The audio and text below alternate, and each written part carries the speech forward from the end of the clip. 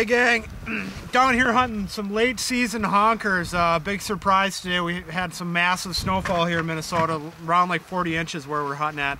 Goose numbers are like dwindling down to about 5,000, but we figured we'd give it one last shot. Surprisingly, we just tore into them.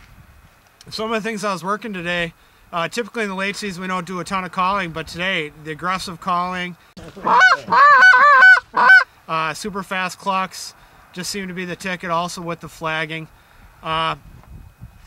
Another thing that seemed to be working out real good for us, you know, even though we're hunting in pits, you got real good concealment with that, is being all in the white. So when you're coming in, if the geese are coming in, you get down and you get away with a little bit more movement so you can turn around, especially like today when we had no wind. Some of the geese were centering up over here, some of them were centering up over there. So anytime you get away with a little bit of movement with those whites on, you can get into a lot better goose hunt. But next time you're out thinking about calling her quits when it gets to be some super deep snow, if you can get out to the field, it's always worth a shot. If there's geese coming over, they're kind of in survival mode. Sometimes they can be a lot easier to kill. Today for decoy spread, we're running, you know, a couple hundred big feet. We had no wind, so we had kind of a big line going down the pit lines, and also a couple of big wide arms with some sleepers into the key holes that we're hoping the geese want to land in, and today they did finish.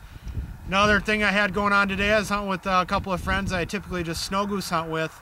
They're guides down here in Rochester, Minnesota, Last Pass Guide Service. It's always nice just to sit and watch other guys that are real successful to learn a few things. And one thing that I learned today is they got, you know, when they're hunting out of these pits, having a big pole kite, the geese can really see that in the distance, because early on today the geese were coming from over here, the wind was blowing at our back, perfect for calling. The geese could hear our goose calls from a distance, but the geese, the wind did a 180 today, and the geese couldn't hear our calling, even with like an ultra loud call like a white lightning or something like that. They still couldn't hear our calling with the stiff wind.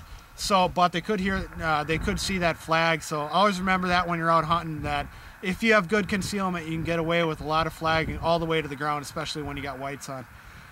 Use these tips on your next hunt, and I'm sure you'll kill a few more birds. Good luck.